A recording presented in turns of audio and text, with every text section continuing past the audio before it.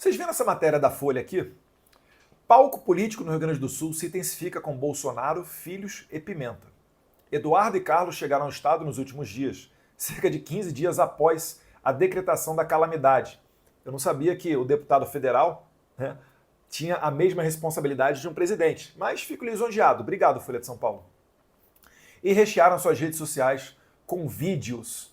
Bem, primeiro dizer que quem está politizando a questão da calamidade no Rio Grande do Sul não somos nós, mas sim a assessoria informal de imprensa do governo Lula. O primeiro eixo de fake news. O Estado nada faz. O que eles dizem? Eles usam vídeos falsos, descontextualizados, para dizer que quem está salvando o Rio Grande do Sul no braço são os voluntários, são os civis. A palavra mestra, e aí eu vou pedir para você salvar esse termo, chama-se cauda longa, para quem estuda a internet, é civil salva civil. Mas esse posicionamento, essa tentativa de construção de narrativa da Globo para tentar justificar a existência do Estado, porque se o Estado não serve nem momento de calamidade, para que a gente paga os nossos impostos, né? Mas na tentativa de justificar a existência de um Estado gigantesco, que é a teoria defendida pelo Lula e pelo PT, a Globo News e a Globo se deparou com a realidade. Cadê a Globo dentro da água? Tem empresário no Brasil trabalhando mais do que o próprio presidente. A prefeitura não tem conseguido vir aqui retirar. Não tem feito nada, né, amigo? Na verdade, a prefeitura não tem feito nada. Conta um pouquinho da estrutura que a gente tem por aqui. O que está sendo feito? Qual é o trabalho por aqui para receber esses animais? Nós recebemos alguns parceiros como o Felipe Neto, Grupo Grade Brasil. A gente se uniu, a gente já é um povo muito unido, tá? Luiz Fernando, desculpa te interromper, que a gente está com o repórter...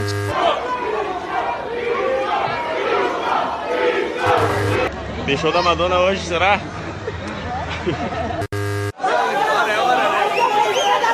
Vazem! Vazem! Tchau, tchau, tchau, tchau, tchau!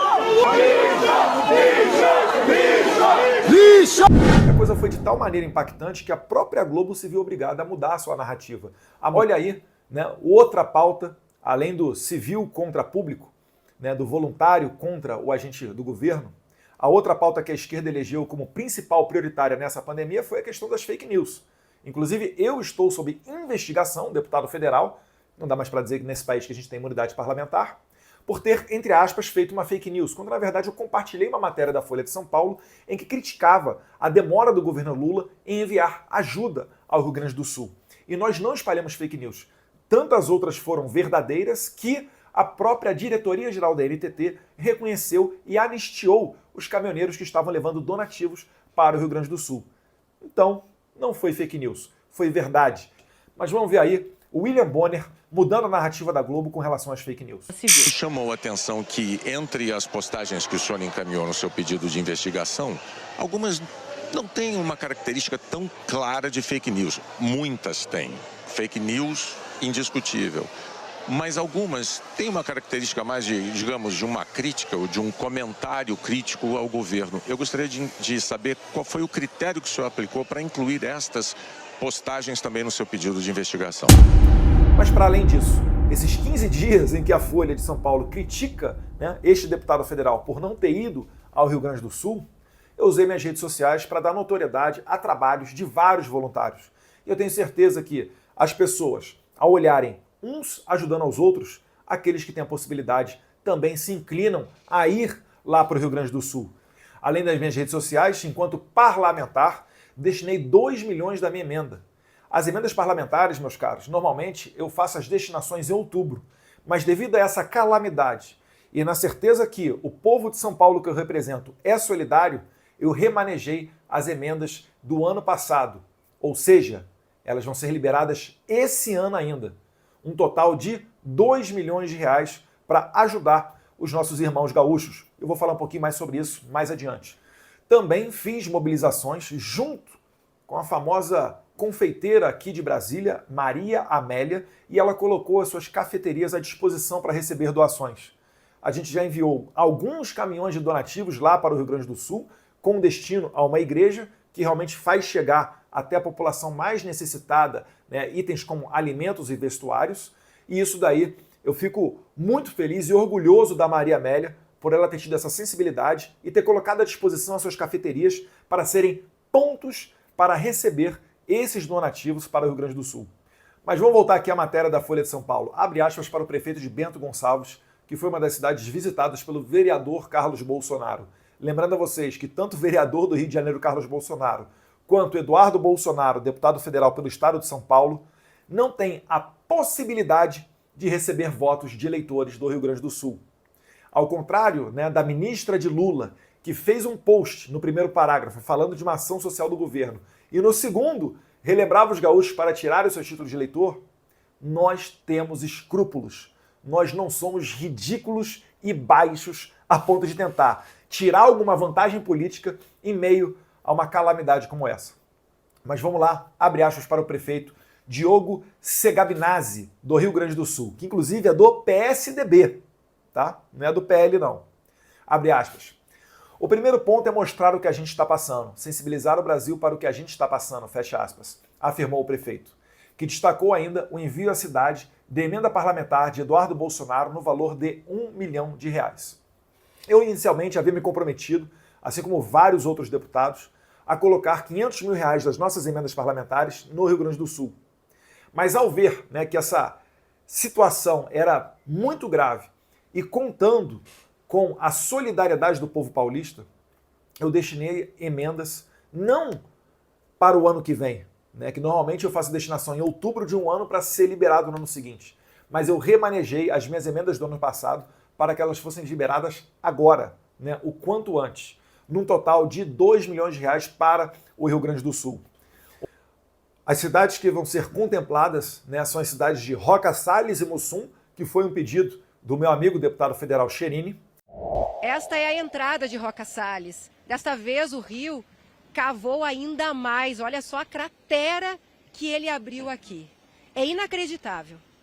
E agora o acesso foi aberto para pedestres, mas as pessoas estão caminhando desnorteadas, sem saber para onde ir.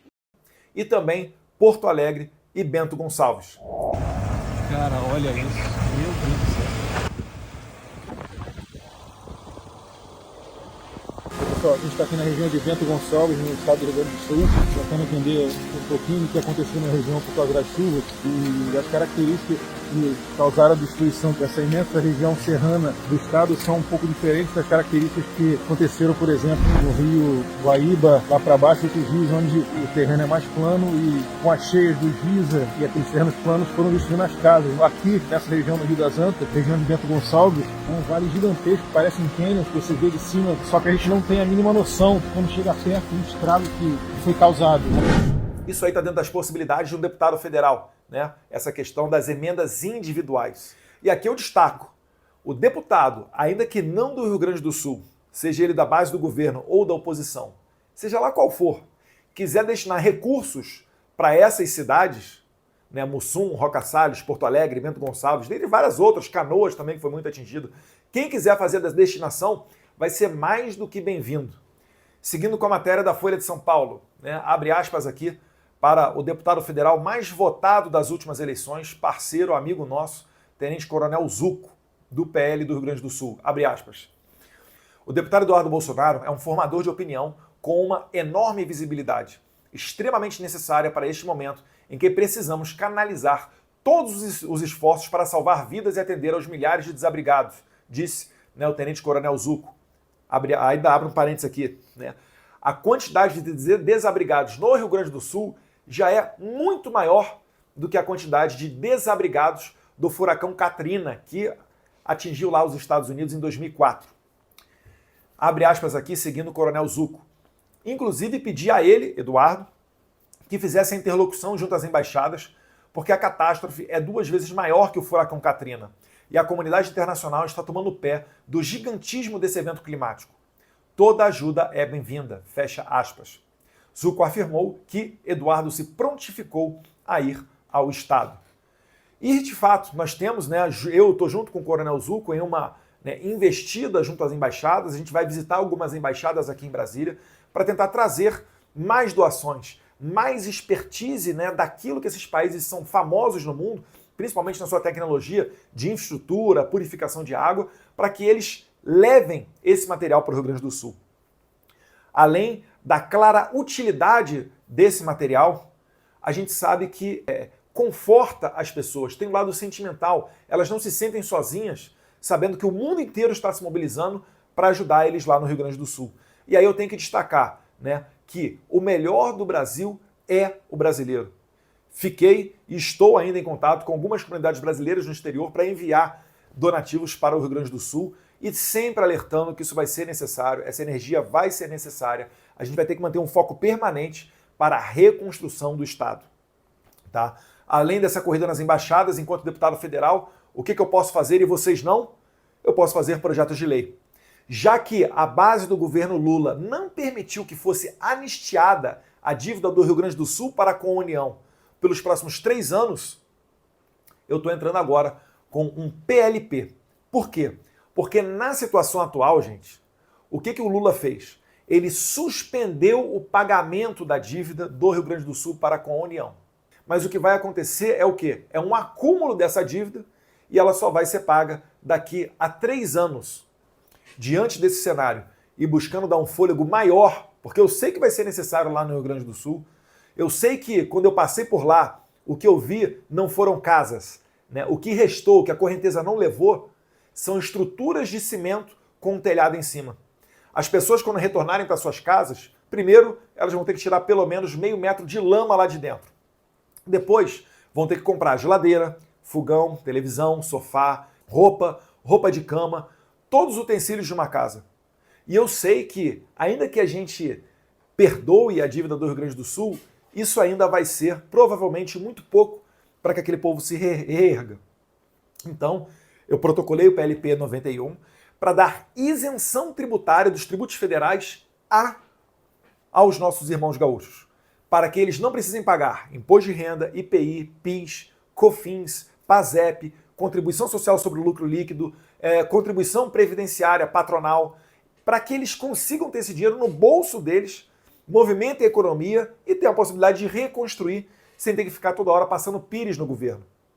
Porque o que vai ser necessário agora é o quê? Eles vão ter que tirar esse meio metro de lama, comprar fogão, comprar cama, comprar geladeira e ainda ter que pagar imposto de renda, PIS, COFINS, CSLL, contribuição patronal previdenciária. E a gente sabe que essa carga é muito pesada. E, inclusive, o empresariado diz de maneira muito certa, né, que quando eles abrem uma empresa, o seu principal parceiro é o governo, porque é aquele que morde a maior parte do lucro. O que resta, né, do dinheiro daquela atividade é dividida entre os sócios. Então tá aqui a minha prestação de contas, né? Arrecadação de donativos, a gente vai fazer uma corrida por diversas embaixadas, contato com as comunidades internacionais para fazer chegar esses donativos lá no Rio Grande do Sul, destinação de emendas parlamentares, projetos de lei para ajudar na reconstrução do Rio Grande do Sul e também nesse primeiro momento dos resgates. Isso tudo daí a gente faz de bom coração.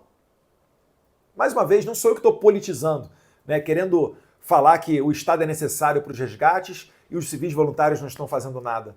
Ou então acusando, né, o governo de fazer fake news, colocando gente sob investigação a pretexto de fazer fake news, quando na verdade a gente sabe, né, que não são fake news, são notícias verdadeiras. O que a gente quer é o melhor para os nossos irmãos gaúchos. E a gente está mostrando aqui, né, o caminho para se fazer isso. Vamos ver agora se o governo faz a parte deles. Porque eles, do governo Lula, não estão fazendo nenhum favor, não estão dando nenhum privilégio ao Rio Grande do Sul. Eles têm que ter a decência e a noção e a responsabilidade de fazê-lo. Durante o governo Bolsonaro, na pandemia, o presidente Bolsonaro e seus ministros não olharam para ninguém, olhando qual é a cor partidária daquele município ou daquele estado. Todos os municípios brasileiros, praticamente, pela primeira vez na história, fecharam no azul. O governo Bolsonaro, inclusive, foi o primeiro, depois de décadas, a deixar mais dinheiro em caixa, né, cerca de 50 bilhões, mais de 50 bilhões, do que quando entrou na presidência da República lá de 2018 para 2019. Então essa é a nossa política, essa é a nossa conduta. Por favor, Folha de São Paulo, não nos acuse de politizar aquilo que a esquerda está politizando através da sua assessoria informal de comunicação. E prova maior disso é que o governo Lula nomeou para ministro extraordinário para a reconstrução do Rio Grande do Sul, não um engenheiro, uma pessoa entendida de logística, renomada na área da saúde, que certamente vai precisar muito lá no Rio Grande do Sul, mas sim o seu secretário de comunicação. E isso daí é emblemático. Já fala muito sobre qual é a prioridade de Lula diante de uma calamidade como essa. Um abraço a todos vocês, aos meus irmãos gaúchos. Espero que a gente tenha conseguido enviar um pouquinho de energia positiva. Essa história não vai acabar aqui. Minha esposa, como muitos falam, né? Ela é de Novo Hamburgo. Temos familiares ainda gaúchos que moram por lá, amigos. E o que eu falei para vocês aqui é apenas o primeiro passo daquilo que um deputado federal pode fazer diante de uma calamidade como essa. Um abraço a todos vocês. Fiquem com Deus.